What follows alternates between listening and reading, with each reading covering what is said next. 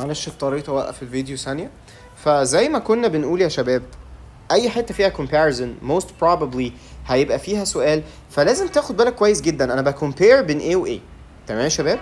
يعني in this case for example، تعالوا كده نرجع للبارت دي تاني، للجزء اللي احنا كنا فيه.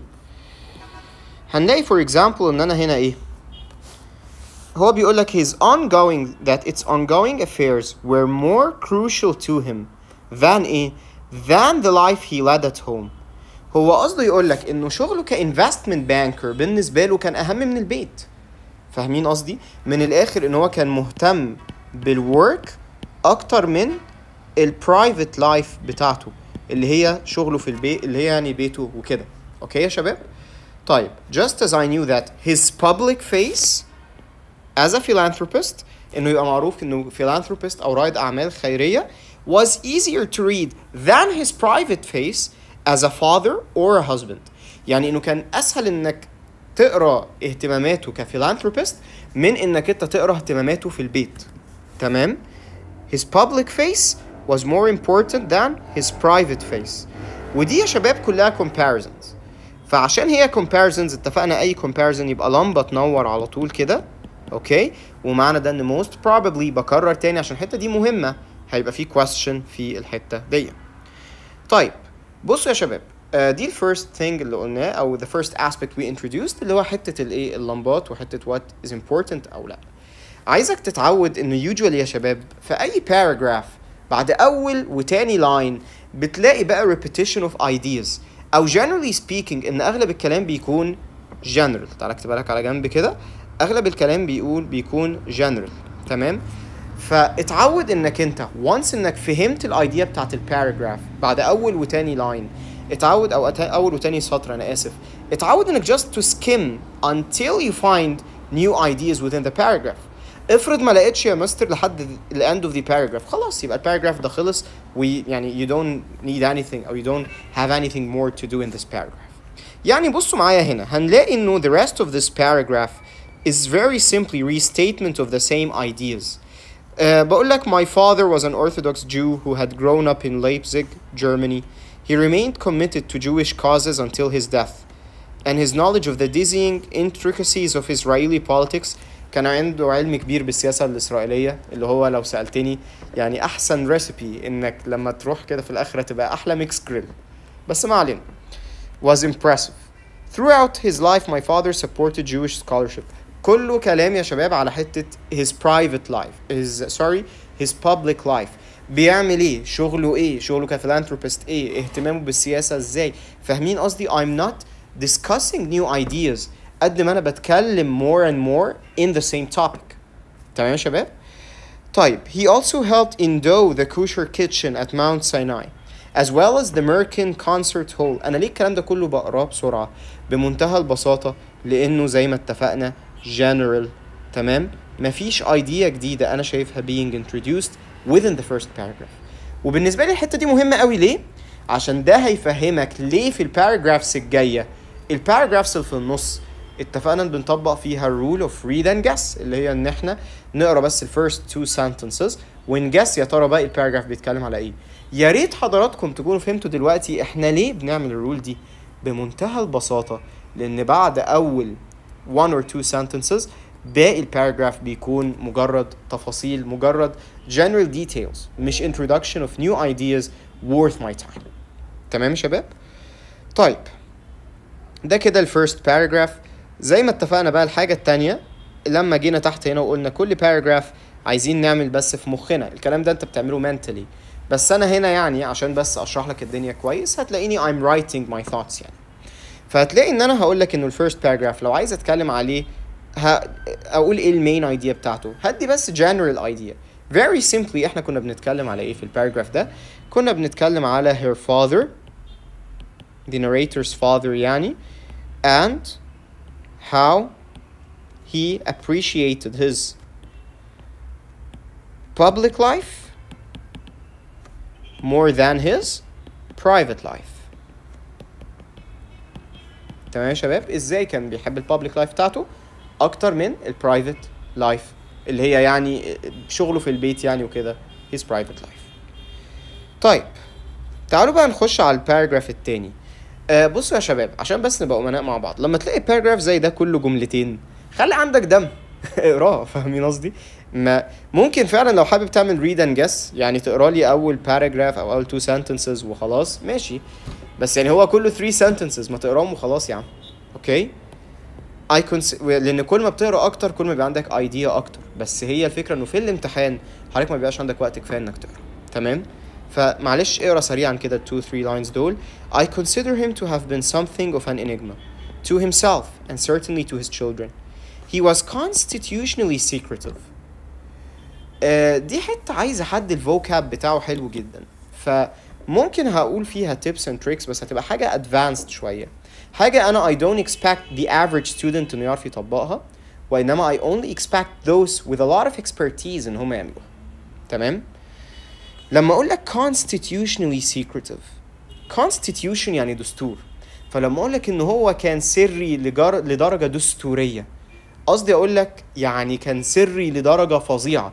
He was very very very secretive. مش ده يا شباب exaggeration؟ لما نلاقي exaggeration في كلمة تانية حلوة قوي بحب ان انا استخدمها، extreme. exaggeration equal extreme على طول. ولما تلاقي ان حاجة is extreme دي لمبة تنور في دماغك على طول. most probably لما هستخدم extreme language هيبقى في سؤال في الحتة دي، حتة تركز عليها كويس جدا، most probably هتتسأل فيها. اوكي يا شباب؟ And it would have been nice to be let in on the secret, to know what was going on in his busy obsessive mind. ماشي، يعني بابا was secretive وخلاص. تمام؟ second paragraph سريعا كده كان بيتكلم على ايه؟ very simply انه her father was secretive. تمام؟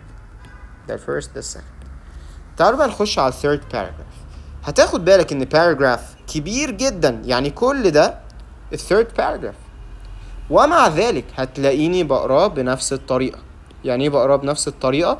يعني هنعمل read and guess، مجرد تاني هنقرا ال first 1 or 2 sentences بس، وخلي بالك انا قلت sentences مش line، الله يكرمك.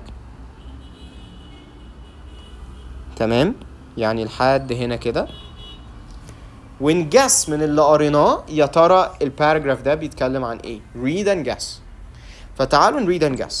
He wasn't the kind of father I would have ideally wished for. مش ده نوع الأب اللي أنا كنت عايزاه. هي narrator بتتكلم. An image cobbled together from the paternal figures, الفيجرز الأبوية, I warmed up to on television or in the movies. تمام؟ I warmed up to on television or in the movies, attentive and playful and full of wisdom and wise counsel. He wasn't invested in the homely details of my existence or those of my 5 siblings. I don't think he ever knew the name of any of my teachers. And he couldn't tell my friends apart. بمعنى آخر let's read and guess. يا ترى ايه اللي بيتقال في ال 2 sentences دول ومنه نفهم باقي الباراجراف بيتكلم عن ايه. اللي اتقال في ال 2 sentences دول ان هي من الاخر she doesn't like her father. هي شايفة انه باباها مش الرول موديل اللي هي كانت عايزاه، مش الشخص اللي هي كانت تحب انه يكون باباها، مش شبه باقي الاباء. وخلي بالك قلت طالما مش شبه باقي الاباء most probably ده comparison، ممكن يكون في question في الحتة دي. تمام يا شباب؟ تمام؟ I don't وادت examples على ده. ما كانش يعرف اسماء مدرسين بتوعي، ما كانش بيهتم بيا انا واخواتي.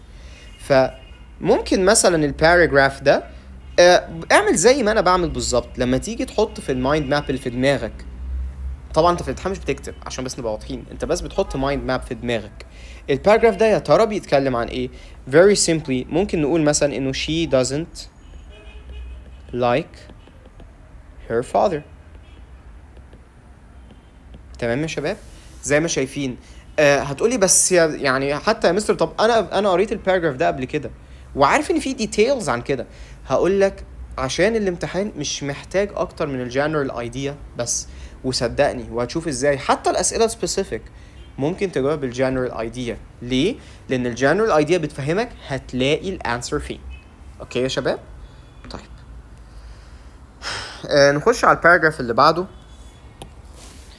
These days وخلي بالك انا عملت ايه هنا للي اخد باله. I introduced the new time. كنت الاول بتكلم generally، هنا I introduced the new time يا شباب. قلت لك الايام دي a new time، او يعني خلينا نكتبها لك بالعكس، انه new time equal setting. وبما ان انا عندي new time هنا most probably البارت دي ممكن يبقى فيها سؤال، بس عايز حاجة اهم من ان في سؤال. introduction of a new time introduction of a new place equal shift. ومهم جدا تعرف لي انه في كده certain areas ممكن يحصل فيها shift. زي هنا these days I find myself looking for my father as though now نفس الكلام that he is gone. يعني ايه that he is gone؟ يعني انه توفي. he's gone. الحمد لله عافانا يعني. I might still get to know him better. هي بتقول ان انا بدور عليه في الحاجات يعني بما ان هو مات دلوقتي انا بلاقي نفسي looking for him، بدور عليه في الحاجات اللي حواليا. مثلا there are superficial associations. I saw a movie in which the Savoy Hotel in London was briefly featured, and I was immediately reminded of my father's fondness for it when he traveled on business. افتكرت ازاي بابايا لما كان بيسافر في بيزنس كان بيحب جدا السافوي هوتيل ده، من الاوتيلز اللي كان بيحبها يعني كل واحد لما بيبقى مثلا عنده بيزنس ترافلز او كده في اماكن معينه بتعلم في دماغه، فازاي ان السافوي هوتيل من الاماكن اللي علمت في دماغه. تمام؟ فنقدر ان احنا نريد and guess. الباراجراف ده very simply بيillustrate ايه يا شباب؟ انها she misses her father. تمام؟ she misses، نكبرها كده حتى، her father after his death. صح يا شباب؟ باباها مات فهي she misses him وبتفتكره في اي حاجة، لدرجة انها لما شافت ساين عن السافوي اوتيل افتكرت ازاي ياه ده انا بابايا كان بيحب المكان ده. تمام؟ وخلوا بالكوا ان هنا ايه اللي حصل باينة حتى هنا في يا شباب shift of thinking من انها she doesn't like her father لازاي she misses her father. تمام؟ بس فغالبا باقي الباراجراف ده هيكون كلام عن how she misses her father. صح كده يا شباب؟ طيب تعالوا بقى نخش على last paragraph. Since he wasn't given to communicating his emotions. آخر باراجراف مش هنعمل read and guess. اوكي يا شباب؟ آخر باراجراف ده الأخير ده بنقراه كله. Since he wasn't given to communicating his emotions. تمام؟ I had to guess at them much of the time. In the end, I think he was genuinely different from other people. خلي بالك دي فيها comparison. صح؟ ففي لمبة تنور. كان مختلف عن البقية. إزاي بقى كان مختلف؟ He was put together from strange and incongruous parts. I know he took pride in my being a writer. كان مهتم بإن أنا writer. And I always enjoyed it when he came to literary gatherings. اللي هي literary gatherings اللي بيسموها بالعربي ندوات الكتب. وحد أخد باله إيه اللي حصل هنا؟ ركز معايا، في لمبة لازم تنور. مش introduce the new setting يا شباب. مش قلت لك to my literary gatherings أو literary gatherings الندوات بتاعت الكتب، لأن هي اتفقنا إن هي writer. he took pride in her being a writer لدرجة إن هو كان بيحب يجي لإيه؟ لندوات الكتب بتاعها. فدي حتة تركز فيها. most probably لمبة تنور. في كده واخد بالك ازاي في لمبتين كذا لمبة في مكان قليل، عايزة يعني ممكن احلف لك انه 90% هيجي سؤال هنا. ليه؟ اولا ده last paragraph، اتفقنا الفيرست واللاست paragraph مهمين جدا. ثانيا لمبتين في 3-4 سطور، والفيرست paragraph نفس الكلام لمبتين في 3-4 سطور، يبقى most probably هيبقى فيه questions هنا. كنا فين؟ where he greeted everyone with relish acting perfectly oblivious يعني متجاهل to anything ungenerous about him or my family that I might have written. He didn't, in fact, much care what other people thought of him, which struck me as both annoying and admirable, but made him socially unembarrassable. محدش كان يقدر يحرجه لأنه مش مهتم بمشاعر الناس أو بتفكيرهم، مش مهتم برأي الناس فيه. I miss his impersonal yet oddly reassuring presence in the world. I miss him. تمام، واخد بالك من ده. she misses him. sitting in a chair in his study filled with his scholarly books, his round bald head covered with a flat back black crocheted. وسوري يعني بقية الباراجراف يعني للأسف ما جيش، أنا آسف في الموضوع ده إنه بقية الباراجراف يعني أنا عمال أدور للأسف فعلا ما جاش في الإيه في الباراجراف، ولكن في البي دي اف، ولكن أنا أقدر أقول لك إيه اللي حصل في بقيته كان يعني كلام من نفس الموضوع. إنها من الآخر إيه اللي بيحصل في last paragraph. She was saying an anecdote or a story. Anecdote يعني story about how she misses him.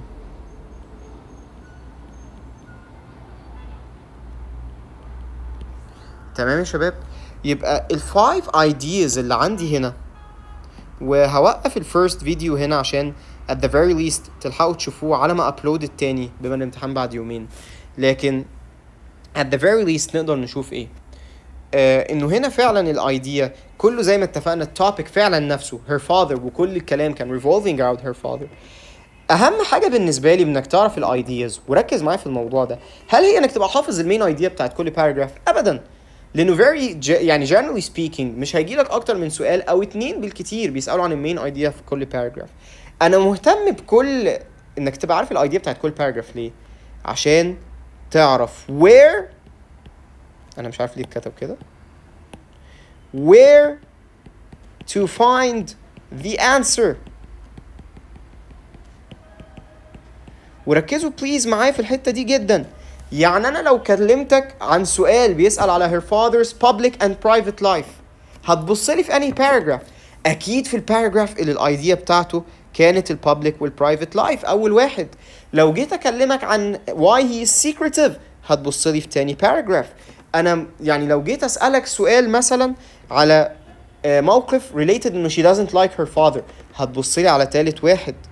ولو جيت اسالك مثلا على موقف ليه علاقه بانه she misses him، هتبص لي على رابع وخامس paragraphs اللي اتكلمنا فيهم عن حته انها she misses him. يعني انا اهم حاجه عندي مش الايديا actually قد انك لما اسالك سؤال عن حاجه تعرف where to find the answer. تمام يا شباب؟ ده كده part 1 اللي هو نقرا الباسج ازاي. هابلود باذن الله بعد شويه part 2 اللي هو ازاي نجاوب كل question type، ويعني ايه correct answers و wrong answers. ايه ده؟ هو في answers معينه غلط من قبل ما اقرا؟ يا حبيبي definitely. وفي اجابات صح يعني، او اجابات اشك في اجابتين لما اشوف حاجه معينه برضو يا حبيبي، ده اكيد. يلا see you in the next video ان شاء الله، اللي هيبقى uploaded بعد شويه صغيرين. اتمنى يا رب انكم تستفيدوا من الفيديو ده، وما تنسونيش من دعائكم بالله عليكم. ويا سلام لو حد منكم هيصلي ركعه وتر ولا ركعتين يعني قيام ليل، ما تنسونيش من دعائكم. الله يكرمكم، اشوفكم على خير ان شاء الله. وما تنسوش في دكتوره كويسه جدا عندنا في جامعه عين شمس توفت، بالله عليكم ما تنسوهاش من دعائكم، اسمها دكتور ايمان الحديد. ما تنسوهاش من دعائكم برضو لو هتدعوا يعني اليومين دول، واللي ما بيدعيش يتفضل يدعي يا جدعان، مستنيين اللي بتحن بعد يومين. يلا بالتوفيق، واشوفكم على خير في الفيديو الجاي ان شاء الله. السلام عليكم.